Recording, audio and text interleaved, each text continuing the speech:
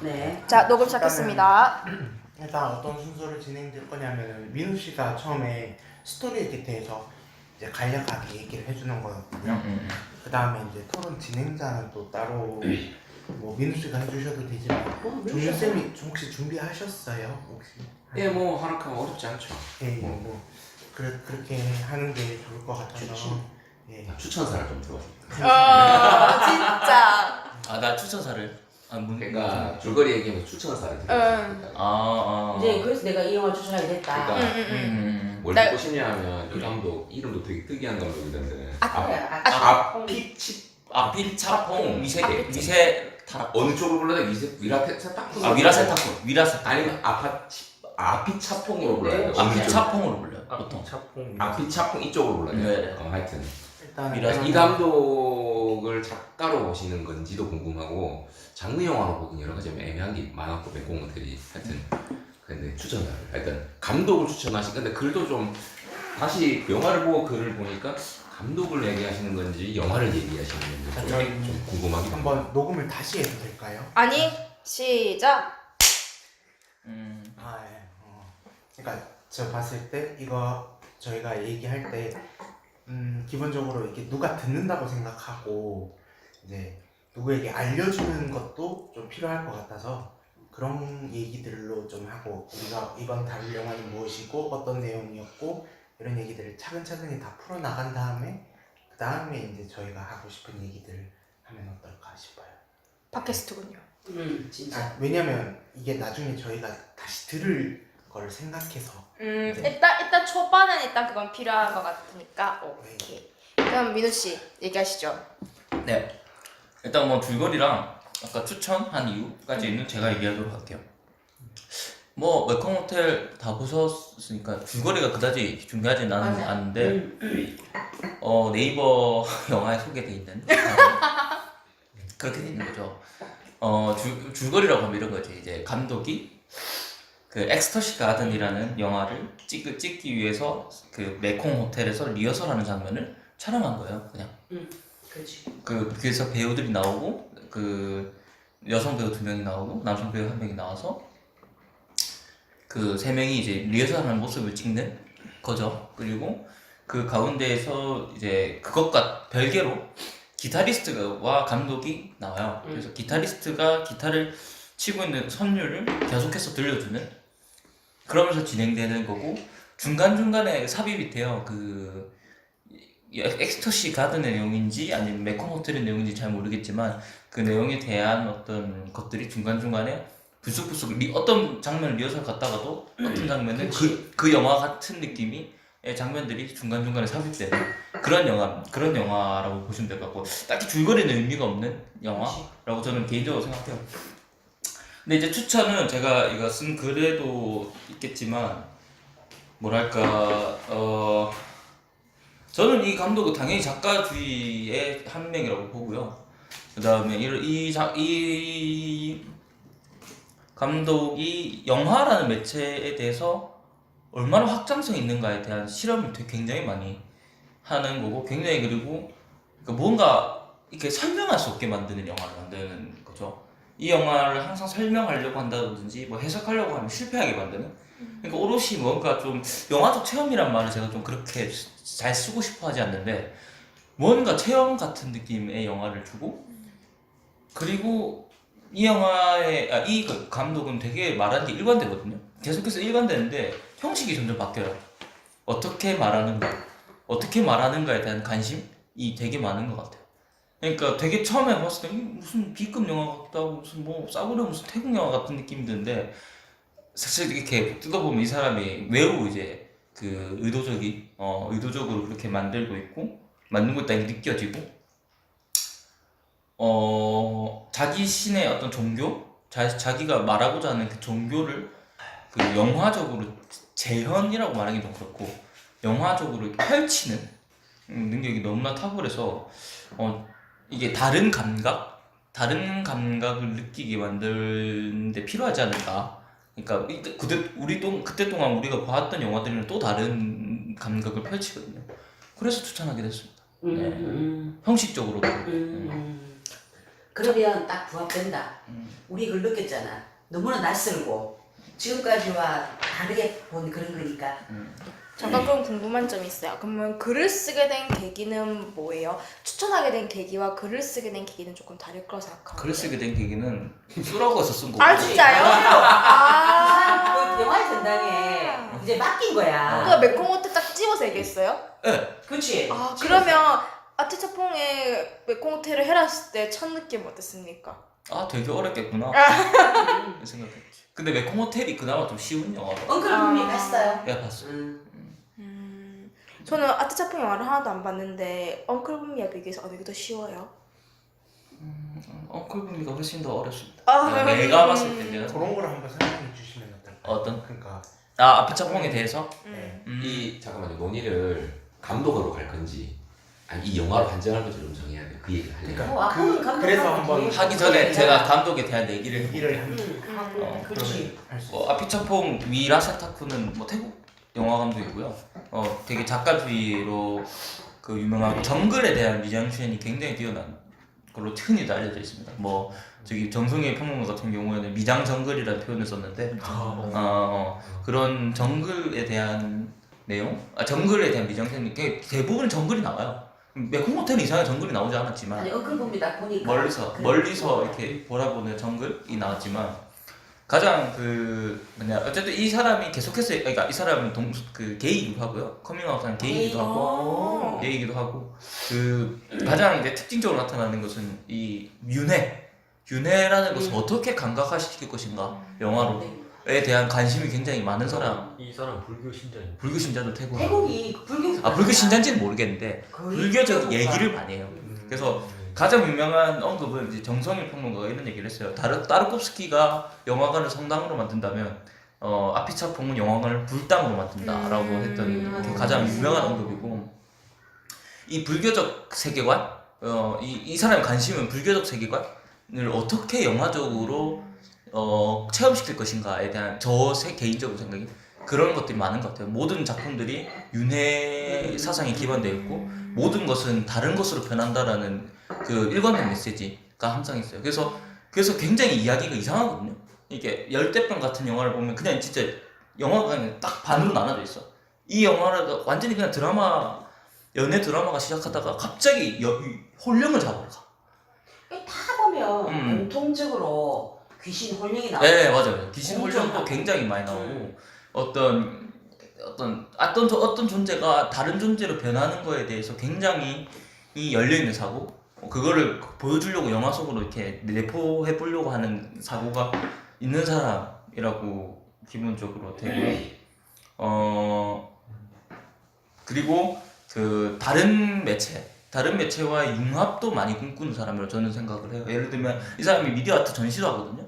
실제로 미디어 아트 전시를 했을 때 어떻게 했냐면 스크린을 이렇게 여러 개를 갖다 한 6개 이렇게 놔둬서 동시에 그것들을 보여주고 그러니까 그것들을 이게 동시에 어떤 그 스크린을 분절시킨다고 저는 표현을 하는데 그러니까 각각의 사람들한테 다 스크린이 놓여져 있는 거죠. 각각의 사물들한테 그것을 융합시키려고 하는 작업 그걸 영화로 통해서 하려고 하는 작업을 좀 자주 있는 것 같아요. 그러니까 이 사람은 뭐 미디어 아트도 하고 뭐 영화도 찍고 하여튼 되게 어떤 아티스트에 가까운 사람이고요. 뭐 미술을 전공했는가? 아마 제가 미술 베이스로 그런 것 알고 같아요, 있어요. 그죠? 그래서 뭐 그런 영화 감독입니다. 예. 아마 21세기 가장 칭송받는 감독이 중 한 명이지 않을까. 영화를 보고 나서 띵 이게 뭘까 하다가 엉클붐이 내용하고 보니까 겹치는 게 많잖아요. 그러니까 이 감독의 작품 세계가 이런 형이구나 좀 감이 오더라고. 많이 겹치더라 엉클붐이하고. 그렇죠. 모든 건 연결되어 있다. 예, 그거 뭐 다 산자와 죽은 자의 공존, 뭐 헐령의 귀신의 환생의 또 그리고 또 그 나라 그 태국? 문인 거기도 그렇고 여기도 그렇고 그런 거 나오더라. 비판이겠지. 그러면 일단 민우 씨 말고는 저희 다섯은 메콩 호텔만 본 상태. 예. 그렇죠. 네, 그렇죠. 네. 그러면 이제 본격적으로 작품 얘기로 들어가도 될 것 같아요. 설명 감사합니다. 아 음. 아까 종윤 쌤이 뭐 한번 얘기해 주신 거 우리가 감독을 얘기할지 작품을 얘기할지. 그거 작품에 혹시 뭐 감독에 대해서 더 얘기하실 거 있으세요? 아니요 저는 없는데 저는 뭐 진행하는 입장에서 음. 제가 이제 만약에 논의를 날카롭게 사실 나는 그 레보루셔너리 로드 때부터 돈이가 약간 이렇게 자유롭게 흩어진다고 생각했거든요. 근데 그거는 그거대로 나는 의미 있다 라고 생각해서 그냥 놔뒀어요. 놔뒀는데 만약에 이제 방향을 다르게 간다면 논의를 다르게 해야죠. 그러니까 나는 그냥 기록도 안 남기고 이렇게 할 것 같으면 뭐 그렇게 논의 가도 되지 뭐 꼭 뭐 꼭 이렇게 날카롭게 매번 할 필요가 있나 이제 뭐 그런 생각이 주는데 이제 논의를 다르게 하면 이제 해야 할 게 다르거든요. 이게 여러 가지를 생각해봐야 되는데 그 중에 뭐 여러 가지 몇 가지가 있지만 하나는 윤리도 생각해봐야 돼요. 그러니까 예를 이런 거예요. 내가 이걸 제가 이 말씀을 왜 드리냐면요. 제가 예전에 이제 경제학 모임 비슷한 걸 한 적이 있어요. 네. 한 적이 있는데 거기 이제 분들이 이제 전부 다 이제 한경제 하시는 분들. 근데 이게 논의가 점점 어떻게 가냐면 약간 엘리트주의로 빠져요. 그렇겠다. 논의가. 그러니까 사람들이 전부 우리는 다른, 그러니까 일반 대중이라고 표현하죠. 우리 여기서 지금 일반 대중 우리는 달라 약간 이렇게 되는 거예요. 사람들이. 이게 시간이 오래 가다 보니까. 많이 배우고 이러니까. 그러니까 다들 이제 뭔가 다들 한 시각들이 다 있다는 거예요. 관점들이 있다 보니까 논리를 뭔가 이렇게 그 사람들이 이제 논의 서로 부수기도 힘들고 그냥 이걸 인정하다가 어떤 매너리즘에 빠지면서 약간 엘리트주의로 흘러요. 그러니까 모임이 굉장히 안 좋아지는 거죠. 약간 독스니까 약간 파시즘적인 견해로 변하는 거예요, 사람이 전부 다. 그러니까 내가 말씀드리고 싶은 건 뭐냐면 우리가 그냥 그렇게 자유롭게 우리 이때 지금 몇 회차 동안 했던 그런 식으로 그냥 할 것 같은 그러니까 우리 스스로에 대한 자부심 없이 그냥 갈 것 같다면 난 그렇게 해도 충분히 된다고 봐요. 근데 이제 만약에 논의를 날카롭게 해야 할 것 같으면 그런 거를 조심해야 돼요. 특히 영화 보는 시네필들이 그걸 되게 조심해야 되거든요. 내가 볼 때는. 그러니까 제가 이거를 전번에 그 종윤 쌤이 없었나? 그때 재즈바 갔을 때 잘 없으셨어요. 없었어요. 네. 그때 한번 얘기를 한 적이 있었거든요. 음. 제가 이렇게 하는 이유가 이게 그 전에 이제 저희가 녹음했던 거를 한번 싹 다 들어봤거든요. 이제 다 들어보니까 그러니까 레볼루셔너리 로드 그때가 특히 좀 그랬었고 더 페이버릿도 그랬고 그러니까 두 회차가 이제 그 저희가 논의하는 것들이 이제 뭔가 얘기들이 많이 나오는데 어떤 얘기들이 그냥 얘기를 시작했다가 끝맺음을 하고 다음 얘기로 넘어가고 이런 게 아니라 이 얘기 튀어나왔다가 저 얘기 튀어나왔다가 이 얘기 튀어나왔다가 저 얘기 튀어나왔다가 되니까 이게 정리가 안 되는 거예요.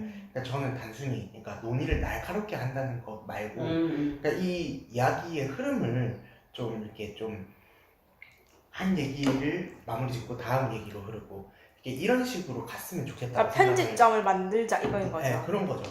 그래서 제가 이제 글도 써보자라고 했던 게 글을 써갖고 그 얘기를 우리가 그 중에서 제일 많이 나온 얘기가 있을 거니까 그 얘기를 중심으로 얘기를 하면 분명히 정리가 정돈된 분위기로. 정돈되게 잘 얘기할 수 있을 거다. 그렇게 생각해서 이렇게 진행을 하자고 했었던 거예요. 네. 그러면 그게 사회자가 중요한 거야. 네. 사회자가 네. 그냥 우리가 그 앞에는 일단은 자기 관점에서 이 영화에 대한 얘기를 막 하면 다양하잖아요. 네. 그거 딱 끝나고 나면 그 다음에 사회자가 이제 이 영화의 뭐 이 점에 대해서 우리 얘기해보자. 그러면 또 거기에 대해서 또 답이 나올 거고 그 다음 또 이 영화의 뭐 감독의 여기 대해서 얘기해보자. 그럼 또 얘기 나오고 이렇게 사회자가 딱딱 정해주면 거기 따라 얘기하면 정돈된 분위기가 되지 않나. 끊어주는 것도 필요하죠 사회자가. 이거 진행이 잠깐 정돈된 우리 지금 분위기로. 좀 그게 있으니까. 그러면 오늘 하는 거는 일단 실험이라고 생각을 하고 이제 종윤 쌤이 근데 준비해 오실 수도 있는데 아니면 제가 일단 한번 해볼까요? 사회를 한번. 아니 뭐 처음에는 난 뭐 내가 할 필요는 없다고 생각해요. 해보세요. 그건 뭐 그래서 하고 하는 대로 해야 된다. 이제 네네.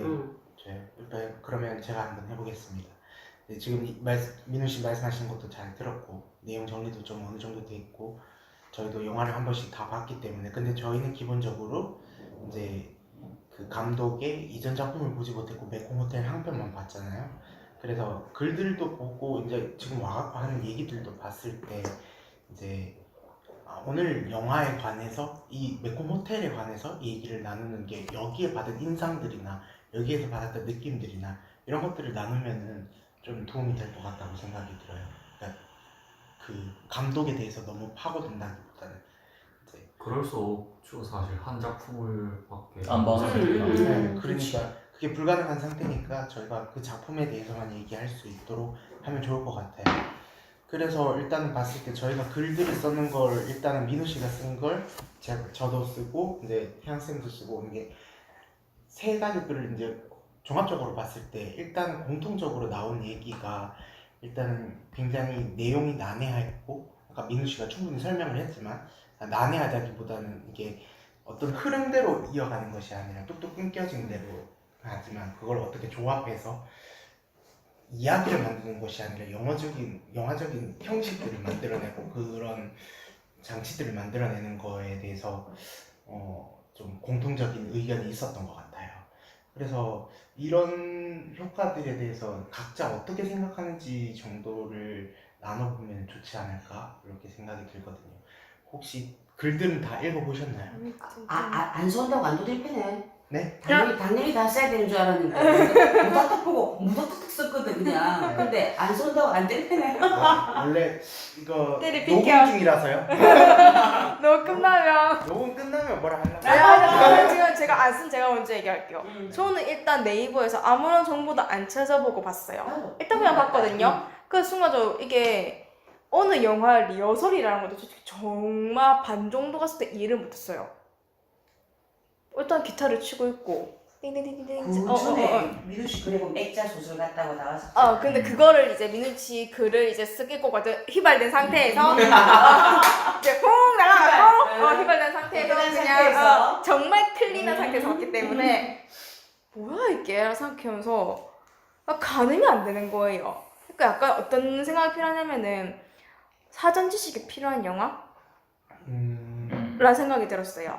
내가 이 영화에 대한 정보를 충분히 알아야 되고 그래서 물론 자칫 잘못하면 한 번 다 보고도 이해가 안 돼서 한 번 다 보고 왜 있잖아요. 처음 봤을 때 이해 안 됐는데 그냥 내가 다른 공부 없이 두 번, 세 번 보면은 느낀 점이 있는 영화라면은 이 영화는 자칫하면은 처음 봤는데 두 번째, 세 번째 봐도 이해 안 될 수도 있겠다 생각이 들었어요. 난 생각하기 답이 나오는데 이거는 아니 근데 보고 이제 난 다음에 생각하니까 이렇게 답이 나오더라고. 그 말에 조금 핵심적인 얘기가 있는 것 같아요. 그러니까 제가 이제 태양쌤 글에도 한번 이렇게 댓글을 달아놨었는데 이 영화의 느낌이 이제 그런 느낌인 것 같아요. 조합되지 않는 단어들로 오묘한 시를 느낌. 맞아요. 써놓은 느낌. 나 싫었더라. 조합되지 않는 단어로 시를 써놓으니까 이게 무슨 뜻인지는 모르겠는데 하지만 운율은 있어. 약간 그런 느낌이지 않았을까 싶은 그런 생각이 들더라고요.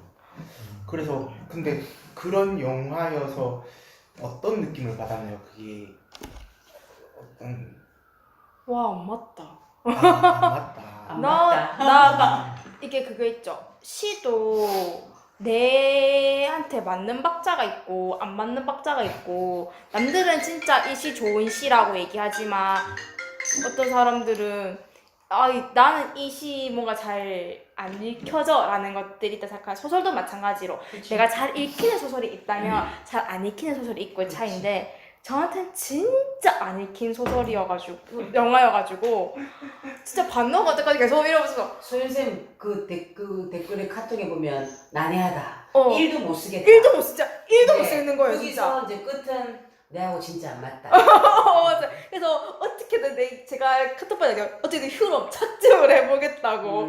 그래서 또 보는데도 진짜 모르겠는 거예요. 2번 봤어요? 두 번 봤어요. 그러니까 두 번 전 진짜 모르겠는 이거는 거예요. 진짜 민우 씨 얘기한 것처럼 설명 이게 아니라 그냥 그 느낌이 내한테 오고 안 오고 느낌은 왔다 느낌이 오지 않았다지. 약간 느낌은 네. 왔다 오묘한 느낌으로 그런 영화 같아 이건. 저는 또 오면 느낌도 잘 못 고 이거는 어느 서사, 서사가 일단은 영화 없으니까 서사가 그 맞아요. 기존의 그런 아, 거랑 아, 아. 다른 아주 낯선. 맞아요. 그래서 저는 되게 서사를 조금 그래도 좋아하는 스타일이기 때문에 더 안 맞았을 그치, 수도 그치. 있어요. 그러니까 어느 게 리허설이고 어느 게 진짜고 어느 게 감독 개인 얘기고 어느 게 준비한 거고에 하나도 가늠이 안 되는 거예요 저는. 근데 그거는 그렇죠. 맞아요. 맞는 말이에요. 가늠하지 말라고 만든 가늠? 네. 툭툭이지 이렇게. 이게 가늠할 툭툭. 필요가 없죠. 툭. 그래서 가늠하지 말라는 거에 대해서 아까 민우 씨 말 들으니까 그게 영화적인 무슨 경험이라 생각할 수도 있는데 근데 이게 아까 종현 씨 말씀대로 엘리트들을 위한 영화인가? 이 사람 특유의 특유의 영화 색깔이겠지. 아, 나는 그래서 그렇게 생각해. 이게 민우 씨가 대중 뭔가 영화사에서 큰 뭔가 있겠지만은 그런 생각은 해요. 이 뭔가 이런 스타일의 영화가 하나 생기면은 뭔가 흐름은 있죠. 근데 순간적으로 의문 들었던 거는 이런 영화 대중적인 색깔이 1도 없고 없지. 1도 없는 이런 영화 과연 영화사에 빡 남을 수 있을 그러나 것인가? 칸에서 인정받았다. 그러니까 한국에서 받았다. 그게 뿌듯하겠지. 인정받았잖아. 그래서 난안 그게 그렇더라고. 약간 좀 그랬어요. 저는 계속 그게 계속 의문이었어요. 과연 이런 좀 낡은 논의는 저희 모임에서 굳이 안 해도 되지 않을까요? 뭐 예술 영화. 예술 영화 그건 차이하지만 어쨌든 제가 받은 느낌은 그랬었어요. 자기가 받은 느낌. 제가 받은 나는 느낌은 했고 나는 좋아하지 않는 취향이다. 그래서 계속 물어봤던 음. 거예요. 다른 영화 어때요? 그냥 유명한 얘기 계속 들었으니까. 거의 비슷하다. 거의 비슷해. 그래서 근데 엉클 보면 더 어렵다니까 저는 나는 아트 작품이 안 되는 것 같다. 매콤 호텔이 좀 쉬운 편이에요. 그래. 음악 그렇게 음악 어려운 건 그렇고. 아니고. 여러 겹도 아니고. 근데 이제 영화의 기존 도구가 다르다는 약간 낯선 형식. 쉽다 어렵다 이게 뭐 별로 저는 이 영화에 좀 맞지 않다고 생각하는데 여튼. 나 너무 낯섰어요. 네? 이렇게 돌아갈까? 아니 뭐 이렇게 돌아가는 게 그냥 아니라 자유롭게. 제가 일단은 이렇게 한번 해볼게요. 이렇게 얘기를 들었으니까. 네. 근데 이제 제가 글 쓰는 분이 있다는 두 분밖에 없으니까 나머지 분은 어떤 생각인지를 모르니까 뭐 어떻게 질문을 해볼 수가 없는데 이렇게 질문을 해보는 식으로 이렇게 해볼게요. 나도 여기에 대해서 얘기 한번 해보고 싶다. 그런 네, 질문하세요. 네. 어디 어디에? 사회한테 내가 뭐 이렇게 되나? 사회자만 아니가? 그러면 일단 글 안 쓴 사람 먼저 합시다. 글 그치? 안 네. 썼으니까. 맞다. 네, 그러면 제가 그래. 저도 좋은 느낌을 받았어요. 이걸 봤을 때. 좀 지금 감상한 지 좀 시간이 지났는데 일단 난해하다는 거는 당연히 저도 마찬가지인데 이게 마지막에 생각나는 게 강을 계속 봐야 하잖아요. 우리가 보는 사람. 그러니까 이 영화가 이제 계속 보게 만드는 거.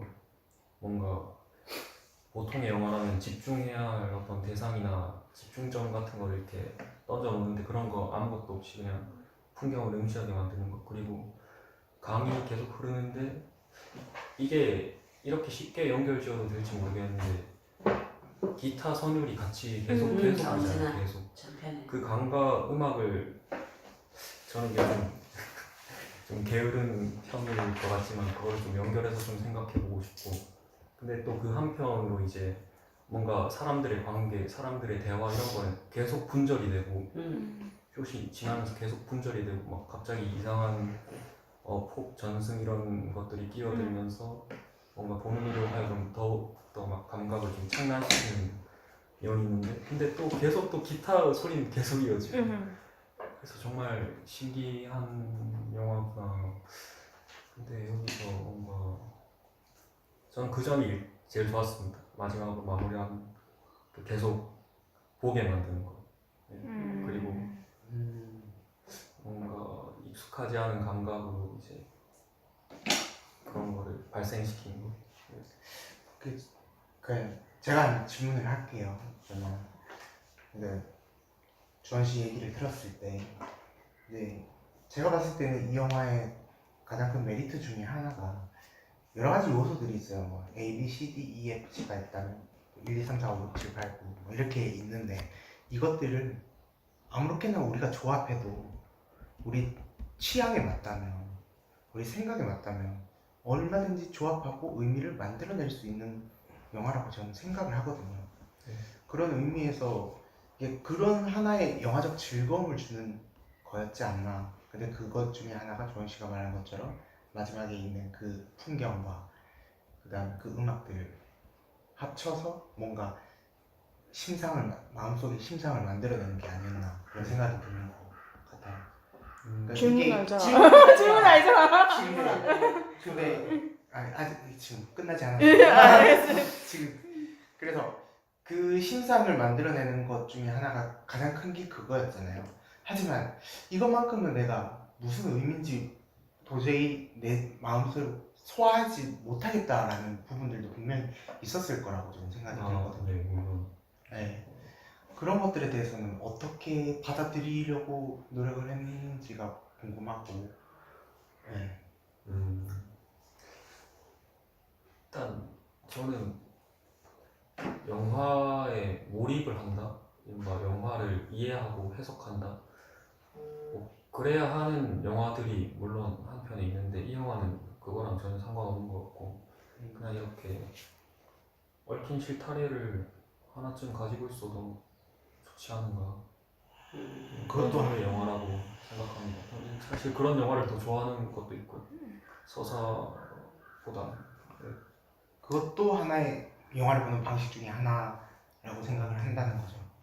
그렇죠. 뭔가 다 표현은 못하겠지만 제가 느낌은 좋은데 그때 뭔가 얘기 드렸지만 어떤 좋은 느낌인지는 이유를 아직까지 답을 못 구했나요? 아직도 잘 모르겠어요, 솔직히. 근데 그 얘기 듣다가 생각난 게 그 강물이 흐르는 그 이미지가 영화 전체적으로 계속 나오진 않았잖아요. 중간중간. 강물 이미지가. 물론 주인공들이 그 호텔 발코니라고 해요. 거기서 이야기를 하면서 물론 그때도 강물은 흐르고 있고 강물이 나오지 않은 숏에서도 강물은 계속 흐르고 있었을 텐데 그 메콩강. 네. 그래서 이 감독이 이제 이 영화는 또 지역성이라는 게 굉장히 중요한 것 같고요. 저희는 물론 그 많은 세계 영화를 좋아하는 사람들이 태국의 메콩강을 어떻게 알겠어요. 그런 데서 또 좀 주의를 기울여 달라는 그런 메시지도 있는 것 같고, 네, 강물은 어쨌든 계속 흐르고 있다. 이게 좀 중요하지 않을까 그런 생각. 얘기 듣는데 드네요. 그렇게 글을 썼으면 참 좋. 제목이 그런 내용이에요? 메콩강은 흐른다, 물에서 흐른다. 이걸 되게 좋게 봤어요. 난 제목을 메콩강 흐른다 하고 싶었는데 그게 있었어요. 안 했다. 압록강 흐른다가 아니고. 강물강 흐른다는데 되게 좋아하는 책 알아요. 그거? 몰라요. 아니, 듣긴 그건 들어. 되게 좋아. 그냥 이건 제목이 메콩강 흐른다 하고 싶었는데 그 끝에 본문을 썼기 때문에 안 했지. 그럼 종윤 쌤은 그러면 이걸 영화를 어떤 식으로 보셨나요? 우선 제가 태국이나 이쪽 동남아 쪽 영화 처음 봤거든요. 네. 처음 봐가지고 태국 사람들이 보는 태국은 어떻게 이게 되게 궁금해요, 사실. 그러니까 우리는 왜 태국을 관광지로 보잖아요. 네. 근데 거기 사는 사람들은 본인 나라를 어떻게 볼까? 이게 되게 궁금했어요. 사실 이 영화 보기 전에. 네. 사실 이 영화 이 감독에 대해서 아는 바가 없었고. 네. 그러니까 우리는 거기를 일상생활적으로 볼 수가 없어요. 살 수 없으니. 그러니까 거기를 우리는 관광지일 수밖에 없는데 거기 관광지 직접 사는 사람들은 거기를 어떻게 볼까? 이게 사실 되게 궁금했어요. 그리고 그거야말로 그 감독, 그 나라 감독만이 할 수 있는 그 사람이 작가라면 할 수 있는 얘기일 수밖에 없고. 근데 이 영화가 재밌는 게 몇 가지가 있는데 일단 첫 번째가 뭐냐면 클로즈업이 없어요. 이 영화가. 왜 클로즈업을 안 쓰는가 되게 그러니까 보통 영화라는 매체가 얘기를 하면 인물이 이렇게 두 사람이 얘기를 하면 액션, 리액션, 다시 리액션 이렇게 대화를 하거든요. 정서. 그렇죠. 보통 이게 정석이 할리우드 장르 영화에. 근데 이 영화는 그런 게 없어요. 그냥 죽 찍어서 쫙 가는 거예요, 그냥. 왜 저런 방식을 쓰지? 그러고 인물의 심리가 하나도 안 드러나는데 저렇게 해버리면. 그러면 이 감독이 진짜 얘기하고 싶은 얘기는 대체 뭐지? 이게 이제 딱 바로 잡기. 그러니까 여기서 이 영화를 모르겠다고 할 수밖에 없는 게 장르 문법 하나도 안 다르니까요. 기존에. 우리가 흔히 보는 드라마라고 하면 이 발리샷 쭉 이렇게 들어가 주는 거. 만약에 누가 여기 신경이 변화가 있다면 그런 거 하나도 없고. 그러니까 쫙 요거만 있고 그리고 뒤에 강을 이상하게 그러고. 그러니까 이게 도대체 강을 보라는 건지 사람을 보라는 건지도 이상하고. 이제 일단 그거 하나가 있고. 그 다음에 그러면 이제 일상적인 그냥 풍광을 즐기려는 걸로 보려고 하다가 갑자기 툭툭 돌출돼요. 그 내장. 그럼 저건 대체 뭐냐? 그러니까 그런 거 보니까 내장 저거 되게 어설퍼요. 어설프더라. 되게 어설프잖아요. 그러니까 어설프니까 우리가 더 역겨워요. 그냥 어디 저기 저기 분장 도구실 그 그냥 별로 먼저 너무 티나잖아요. 그거 여기 CG 느낌도 전혀 안 들고. 그렇다고 무슨 저 킬링기어처럼 그 심장 확 이런 느낌 그렇게 팍 이런 느낌 있는 것도 아니고. 안 봤어요? 그거는 근데 제일 처음이니까 뭐. 넷플릭스에 킬링디어 들어가 있어. 근데 그거는 스포일러 할 수 없어요. 제일 처음 장면이니까. 그건 괜찮아. 스포일러 아니야.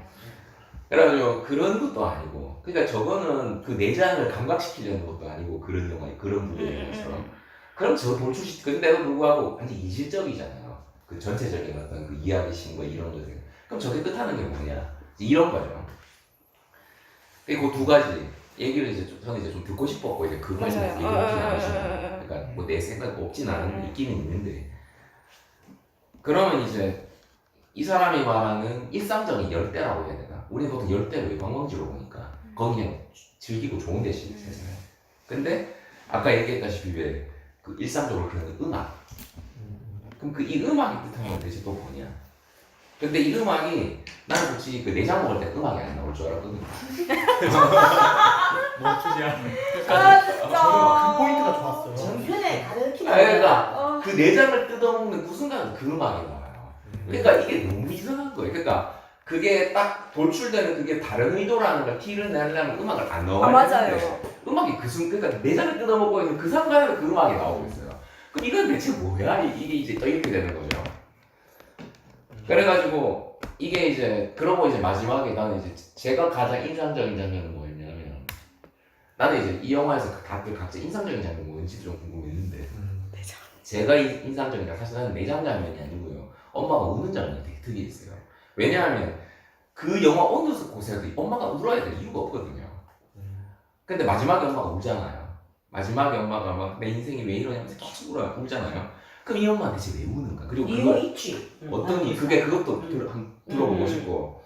그러니까 이제 이 굉장히 평화롭지 그러니까 저는 이제 생각이 이게 보면서 이 사람 이태국 사람들은 자신들의 일상을 굉장히 여유롭고 한가롭게 생각하는구나 이 생각이 들더라고요. 그게. 그러니까 이제 뭐 태국 제가 한 몇 번 정도 가봤지만 그 태국의 뜨거운 그 공기 그리고 그 약간 그 한가로움 이런 느낌 그게 이제 확 와요 느낌이. 그러니까 인물 클로즈업을 안 하니까 그게 느낌이 와요. 그 공기가 느껴져요. 그게 부덥지근한 거. 구덕지근한 느낌 딱 느껴져요. 그게. 그러니까 그게 이 감독의 장점인 생각이 들어요. 그러니까 클로즈업을 딱 시도하는데 인물에 딱 집중해버리는데 장르 영화니까. 근데 그걸 딱 안 해버리니까 공기가 들어와요 이게. 그러니까 공기가 딱 느껴지는데. 그러면 이제 그 일상적인 그 가운데 왜 그 돌출 그건 저도 아직도 그 부분 아직도 생각을 좀 해봐야 되는 문제 같기도 하고 아까 말씀하신 게 또 있다고 했잖아요. 엄마는 왜 우는가? 그러면 이 사람이 말하고자 하는 일상이라는 건 좀 다른 아까 그 오건이 여기 지금 민우씨들도 있는데 조금 다른 거 아니겠나? 그 정도 생각하고 일단 지금 왔어요. 그래갖고 일단은 지금 제 생각에는 이 사람이 말하고자 하는 일상적인 태국 열대 그게 과연 뭘까? 이제 이 정도? 생각 좀 하고 조금 힌트를 던져주는 것 같긴 해요. 그러니까 이 사람이 보여주는 어떤 완결된 스토리가 아니고 그냥 그 일상을 그냥 두두두두 던지잖아요. 그게. 근데 그 두두두두 던지는 그냥 차라리 홍상수 영화처럼 쭉 흘러가 버렸으면 제가 그렇게 또 판독을 딱 했을 건데 이건 또 그게 아니에요. 툭툭 나오는 게 있어요. 그 내장 씹어먹는 장면들하고 그 다음에 어머니도 우는 거. 그 도무지 이해가. 그러니까 홍상수 영화에서도 우는 장면은 나오는데 홍상수 영화에서 우는 장면 그게 다 이유가 있거든요. 앞뒤로 다. 그게 다 이유가 있는데 여기는 그것도 없고. 그러니까 이제 그런 것들. 이건 대체 뭘까? 그 윤회라는 건 난 아직 그건 잘 모르겠어요. 그것까지는 아직 느낌이 안 나고. 어쨌든 저희가 못 가집니다. 저 약간 그래서 계속 뭐래서 이게 나쁜 버릇인 것 같기도 한데 저도 서사가 없으면 차라리 상징을 찾자라는 생각이 들거든요. 그러니까 의도가 있겠지 넣은 의도가. 그래서 이거를 아무 의도 없이 별 생각 없이 넣었어 라고 하는 건 솔직히 저는 없다 생각해요.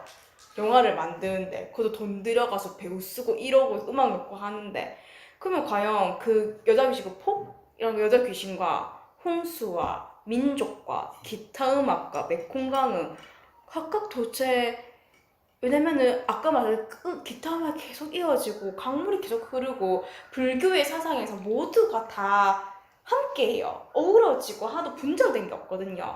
모든 게 다 연관되어 있고 모두 인과율에 따라 돌아가는 것이 불교의 그 윤리 중 하나인데 그럼 이것이 다 무슨 연관이 있을까?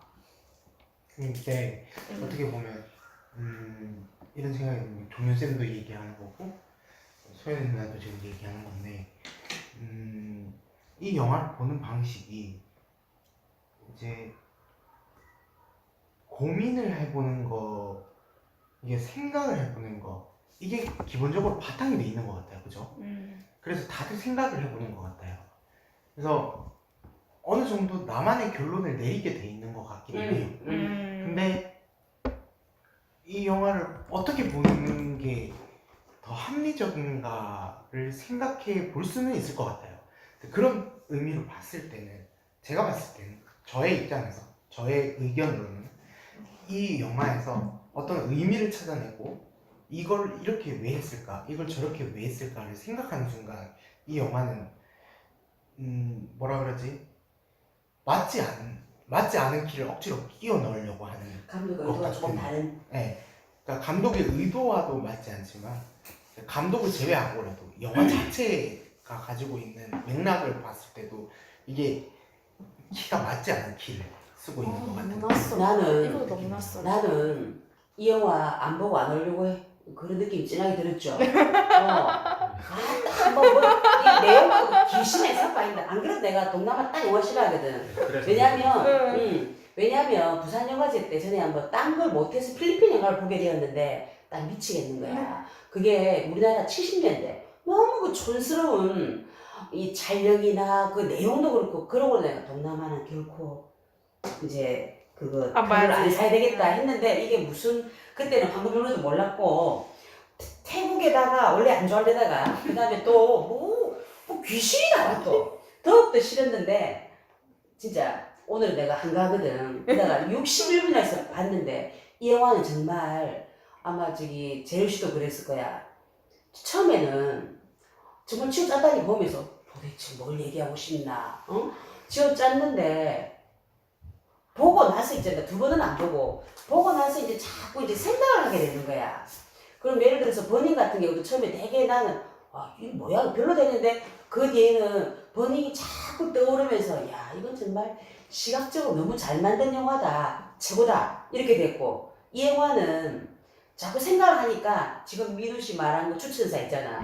그거랑 딱 부합이 되는 거 있죠. 내가 시각다 느낀 거는 뭐냐면 음악이 전편에 계속 그 클래식 선율이 아름답게 딱 나오는데 또 중간중간 돌출은 되었지만 계속 그 메콩강이 흐르잖아. 강물도 흐르고 음악도 흐르고 잔잔한 강물이 홍수로 막 이런 것도 아니고 잔잔하게 그 음악도 계속 잔잔하게 무슨 음악도 안 나오고 그게 다 보고 난 다음에 시와 같은 느낌이 들고 그리고 이게 그 전설에서 소재를 취했잖아요. 폭이죠. 폭 귀신 내장을 먹고 산다는. 그러면 굳이 흐름으로 짜자면 나는 이 엄마가 주인공이 아닌가. 난 그 눈물이 이해된다는 게 나는 영화 보면서 그걸 느꼈거든. 그리고 막 볼 때 대사를 좀 집중해서 봤는데 처음에도 대사가 너무 아름답다 싶은 게 뭐냐면 이 홍수는 그 에메랄드 불상이 라오스 가고 싶어서 흘리는 맞아, 눈물이다. 맞아. 너무 아름다운 거야 대사가. 그리고 저기 뒷부분에 가면 엄마가 미안하다. 인간이 아니라서 미안하다. 그러면서 이제 600년 살았잖아요. 자기를 난 딱 다가오는 게 뭐냐면 향기로운 살과 그 다음에 피를 가진 몸으로 환생시켜 줄 거다. 나를 창조시켜 줄 거라고 신을 믿었지만 그게 안 됐잖아. 계속 여기 그냥 그대로 있잖아. 그게 얼마나 슬픔이겠노. 그래서 엄마가 오는 게 나 너무 다가오는 거야. 원래 불교에서는 다시 태어나는 게 좋은 게 아니거든. 맞아. 불교는. 끝내는 게 그걸 끝내버리고 극락하는 게 좋은 거야. 맞아요. 근데 이 엄마는 향그러운 이 피와 살의 몸으로 태어나고 싶었지만 아무리 내가 그 나의 그 믿음이 깨져버렸다. 계속 이렇게 살아야 되잖아. 나 그 슬픔이 너무 느껴지는 거야. 그리고 그 딸이 이제 엄마 외롭다 이랬을 때 엄마 내가 옆에 있어주겠다. 그리고 마지막 그 남자 둘이 하는 대사에서 보면 두 영혼의 서식처라고 했나 안식처라고 했나 또 그런 게 나오거든. 그러니까 나는 이제 내가 쥐어 짜보자면 막 그 뒤에 이제 생각을 자꾸 해보니까 일단은 보고 났을 때 이제 영화의 기존 문법과 너무 다르니까 낯설고 근데 그게 싫진 않았어 그냥. 그러니까 야, 내가 그랬잖아. 이런 또 민우 씨 덕분에 이런 또 희한한 영화를 봤네. 그러면서 진짜 싫다 이게 아니라 근데 오늘도 걸어 올라오면서도 보통 우리가 왜 영화 얘기하려고 하면 나 그 영화 너무 좋았다고 얘기하고 싶거나 아니면 이 영화 너무 싫었다고 막 비판과 비난하는 이거는 그 두 개도 아니야. 나는 그 둘도 아닌데 참 희한한 신선한 영화였는데 시와 같은 느낌. 근데 사실 나는 이 사람 그 엉클 분미 봐도 공통적으로 귀신 나오고 이 사람이 홀령이 나오고 갑자기 또 주자 아들이 나오고 이런 거 나오더라고. 아, 이 사람은 이런 쪽 관심이 많구나. 그리고 영화 형식은 스스로 자꾸 새롭게 만들어내고자 하는 좀 혁신적인 피가 흐르고 있는 모양이다. 그런 생각이 근데 그게 뭐 괜찮네 싶지만 결론적으로는 이 사람 영화를 별로 또 안 찾아보고 싶어. 나의 취향이 아니야. 네. 근데 이제 어쨌든 영화 보는 느낌은 시와 같다 싶은 게 막 그 우리나라의 최초의 그 사시가 폭격의 밤이잖아요.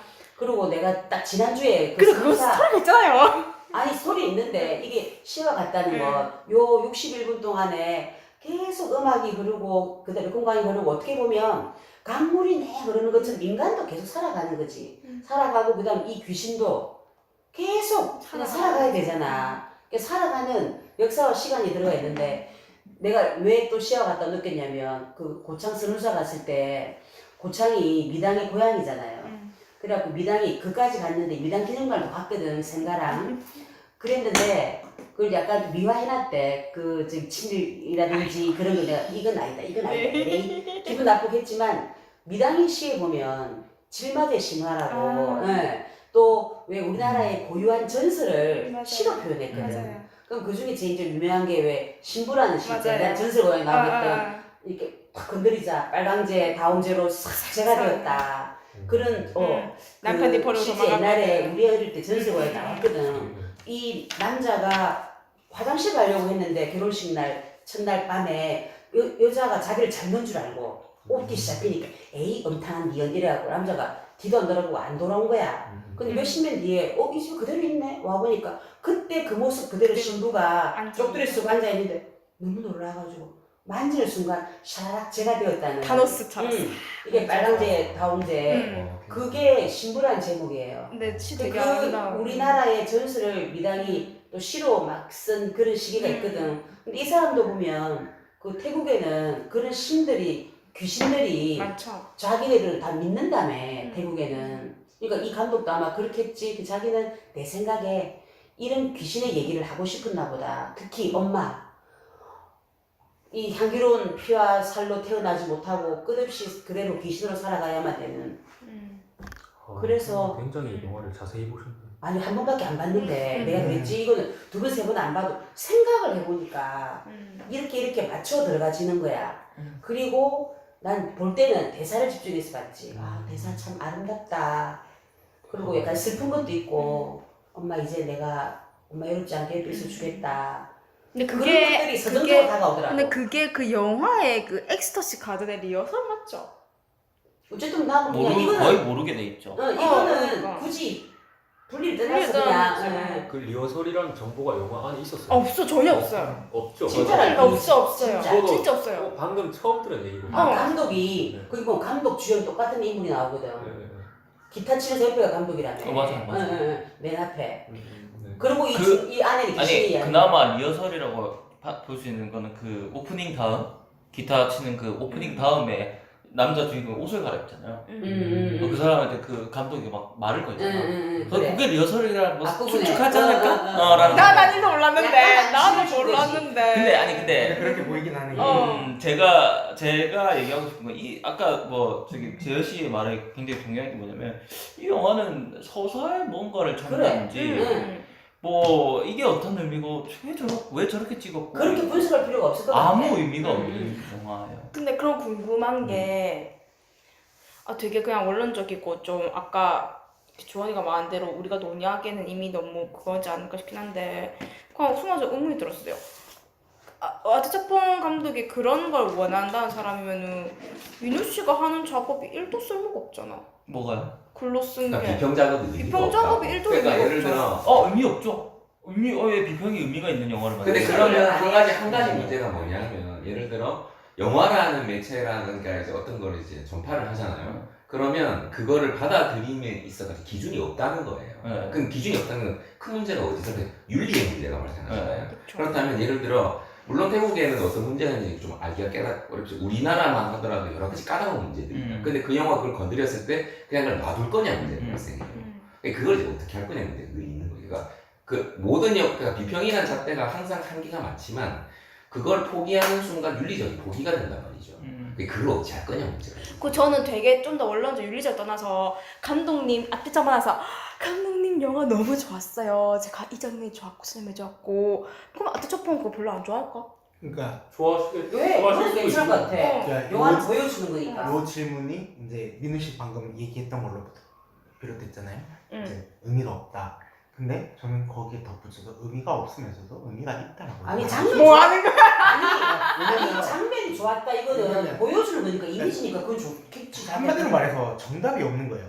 정답이 없는데 누구나 자기가 보고 싶은 만큼 보면 되는 거예요. 응. 아까 주원 씨가 그랬던 것처럼 나는 이 장면이 이런 연결돼서 이런 의미지 않았을까라고 생각한다라는 거는 자기의 감상법이고 자기가 느끼는 거고 태양생도 그렇게 느꼈고 다 모두가 그렇게 느낄 수 있는 거라고 저는 생각을 해요. 근데 내가 여기서 의미를 찾지 못했어.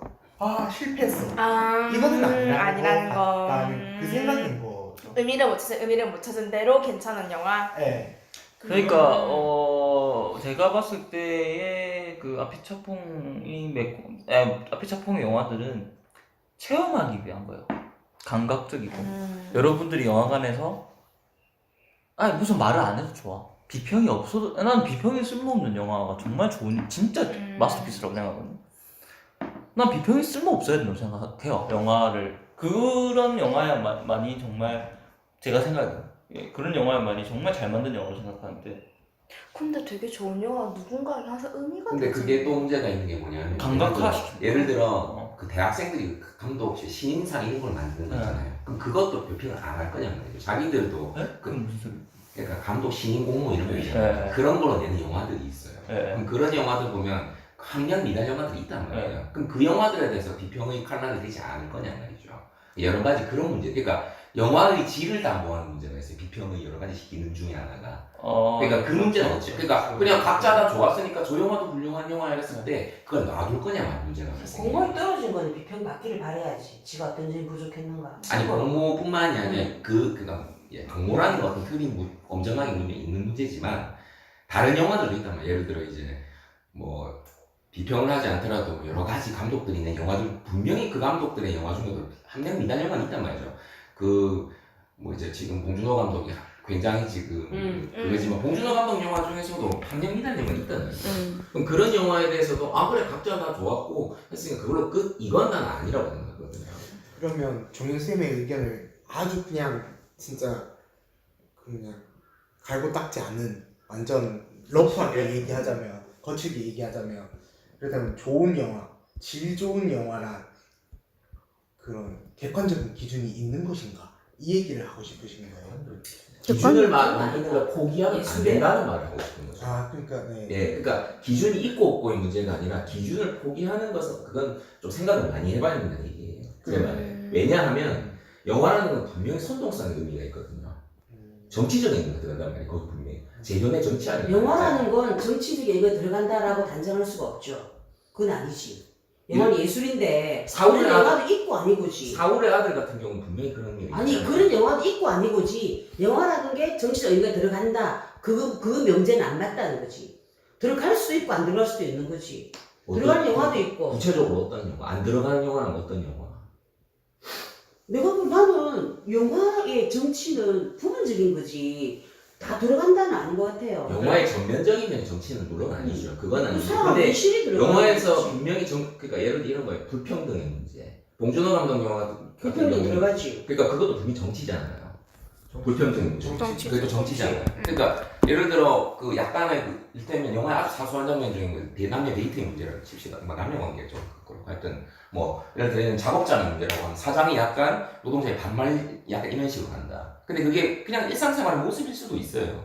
근데 그게 정치적으로 보자면 불평등의 문제라든가 혹은 탄압의 문제, 탄압은 아니고 하여튼 그런 문제일 수도 있단 말이죠. 정윤쌤 말씀은 그러니까 어떤 누군가는 거기에 대해서 문제 제기를 할 수 있다는 그렇죠. 그리고 거기에 대해서 비평 생각을 해야 되고. 그렇긴 한데 비차퐁의 영화가 그러니까 뭐, 모든 걸 그런 식으로 생각하자 이건 아니고 그 얕은 수 저도 그 얘기는 아니에요. 얕은 수를 쓰는 거는 눈에 보이죠. 근데 이 사람은 전혀 얕은 수를 쓰는 사람이 아니고 근데 그걸 제가 어떻게 할까? 내 말은 아, 약간 그 그거 아니란 건 사기꾼인지 아닌지 아닌지 아니지. 예술은 사기다. 그 근거가 분명해. 아, 그 근거가 분명하죠. 그건 은유잖아요, 쌤. 그거는 예술 진짜 사기라는 뜻이 그러면 아니라. 잠깐 평론에서 미안해요 살자. 그러면 아티차풍 순간 되게 재밌는 말 나왔잖아요. 아티차풍이 사기꾼이를 아니라는 증거는 과연 이 영화 어디에 있을까? 이거 사기꾼이라고 얘기하는 사람도 있어요. 그러니까 그럴듯한 이 순간 이미지로. 궁금해졌어요. 왜냐면 저도 삐끗 잘못하면 아티차풍은 사기꾼이야에 거의 그러니까 가깝게 그 사람 생각해요. 굉장히 핫한 사람 중에 그 사람 란티모스 감독. 음. 그 사람 아. 사기꾼이냐 예술가냐 엄청 심하잖아요. 그러면 다 각자 그냥 다 좋은 근데 거니까. 있잖아 사기꾼이다 아니다 이거는 결코 100%가 이쪽이다 이쪽 100%는 안 된다고 생각한다. 누구든지. 그건 맞는 말이긴 한데 뭐 저는 순간적이니까 자기 철학이 그래서 그나마 애쓰는 사기꾼이 아니라 생각은 하거든요. 그러니까 제가 아까 계속 도대체 이런 걸 왜 넣었을까에 대해서 그냥 아유 뭐 마음대로 생각하세요라고는 겉으로 얘기해도 감독이 자기 속으로나 혹은 훗날 자기 작품에 대해서 대담이나 이런 거 할 때 아 이런 건 이래서 넣었어요라는 게 충분히 스스로 설명할 수 있으면 사기꾼이 아니라 생각해요. 네, 제가 그렇다면 한 2가지 정도를 얘기할 수 있을 것 같은데요. 일단 첫 번째는 사기꾼이라는 가정하에 사기꾼이라는 거 근데 잠깐 그 사기꾼이라는 단어가 좀 저는 걸리는데. 그러니까 사기꾼이란 무엇인지 잠깐 정리를 좀 하고 넘어갈까? 그러니까 그 정확히 내가 사기꾼에 대해서 얘기를 하자는 건 아니고. 그러니까 어느 정도까지 사기꾼이냐에 대한 우리 내에서의 범위를 정해야 이 말인 것 같은데 주원이는. 그러니까 결국에는 만약에 뭐 그 이상의 시를 보고 우리가 이상의 시를 보고 야 이거 아니 야 이상의 시 말고 아니 그냥 딱 쉽게 정리를 해서 그럴듯한 이미지로 아무것도 없는 철학을 빈약한 논리를 아무것도 아닌 그 얘기를 그냥 그럴듯한 이미지로 포장만 그럴싸하게 마치 그냥 본질은 없이 엄청난 그 시도를 한 것 마냥 하는 거를 우리가 이제 사기꾼이라고 정리를 하죠. 그게 사실이기도 하고 란티모스가 공격받는 지점 딱 그거예요. 그래서 뭐였죠? 얘기. 아티차풍이 사기꾼이 아니냐? 근데 나는 방금 얘기를 했던 게 전부인데 그래서 그런 기준으로 봤을 때 우리가 판단할 수가 없을 것 같아요. 그거는 왜냐면 아니다. 우리가 그거는 누구의 판단으로 해야 되며 어느 정도의 집단이 모여서 얘기를 해야 되며 어느 정도의 동의를 얻어야 되는 거며 그런 게 아니야. 근데 그런 게 아직까지 근데 아니라. 어떤 결론을 내리자는 게 아니라 각자 개인. 각자 개인 생각하는 거지. 그거 정도는 할 수 있겠지만 그러니까 큰 의미는 자기 안에서 결론을 내리는 게 그냥 정답이야. 그렇지. 그러니까 우리 엄청나게 거니는 사람들 아니고 그렇지. 그냥 우리끼리만 쓰는 거지. 오케이. 그리고 제가 두 번째로 얘기할 수 있는 건 이 사람이 적어도 그렇지 않을 거라는 증거는 제가 봤을 때 영화 내부에 있는 것 같아요. 그러니까 드디어 영화 내부로. 네, 이 영화 내부에 있는 것 같아요. 왜냐면 이 이야기가 뭐 그 귀신의 얘기도 있고 뭐 600년 산 얘기도 있고 뭐 여러 가지 이야기들이 있잖아요. 근데 그것들이 처음부터 끝까지 똑같은 설정을 가지고 가는 게 아니라 어느 순간에 이야기가 변형돼 있고 또 어느 순간에 이야기가 변형돼 있고 또 변형돼 있고 이런 식으로 흘러간단 말이에요. 이 사람이 만약에 그런 것들을 생각하지 않고 그냥 나열된 이미지를 의식의 흐름대로만 그렸더라면은 적어도 이런 식으로 이야기를 꾸미지는 못했을 거예요. 왜냐면 이제 끝나게 질문할게요. 왜냐면 이 이야기들은 하나같이 어떤 모태에서 모태로 이어져 나가지만 변형이 시켜지고 그 이야기가 이어지지만 이어지지 않는 지점들이 분명히 존재하고 있거든요. 그러면서 그것들로 분위기를 만들어내고 있고 그러면서 영화의 흐름을 만들어내고 있어요. 그 흐름이라고 할 수 있을지 없을지는 각자의 판단에 맡겨지지만 하여튼 나름대로 그렇게 흘러가고 있어요. 그렇게 봤을 때 이 기준으로 봤을 때 우리는 어느 정도 받아들일 수 있는 정도도 있고 그렇지 못한 부분들도 있고 여기서 이제 각자의 평들이 갈라지는 거죠. 그렇게 봤을 때 저는 충분히 납득할 수 있을 만큼의 이야기를 하고 있는 것이 아닌가. 그래서 사기꾼이 아니다. 그거를 더 자세히 해봐야. 그러니까 저 궁금한 거 아까 질문한 거 변형이 구체적으로 어떤 지점에서 변형이 됐다 생각해요? 그러니까 그 남자친구가 그 원래는 남자친구가 아니잖아요. 그 처음에 나왔을 때는 낯선 사람이었잖아요. 예. 근데 어느 순간 남자친구가 되어 있었죠. 남자친구가 되어 있었는데 알고 봤더니 그 남자친구가 한 몇십 년 전에 이 여자를 만났던 거예요. 그리고 이 사람은 자기는 노인이라고 생각하는 거예요. 노인처럼 얘기를 하는 거고 우리에게 아이도 있었고 막 이런 식으로 얘기를 하는 거예요. 남자가. 그렇죠. 네. 네. 그런 것들이 이제 둘의 관계는 그 둘이 대화하고 있다는 거는 계속 이어지잖아요. 다른 배우를 쓰지 않잖아요. 네. 다른 배우를 쓰지 않잖아요. 근데 그 배우들이 하고 있으면서 그들의 관계는 있는데 그 관계가 조금씩 달라져요. 아 예. 근데 그게 단순히 현실과 리허설의 차이가 아니라 그게 변형이다. 그렇죠. 변형이죠. 그게 변형이다. 현실과 리허설의 차이. 리허설과 현실의 경계를 흐리는 거죠. 흐리는 거. 근데 이제 그건 제어리들은 그걸 변형이라 생각을 하는 거네.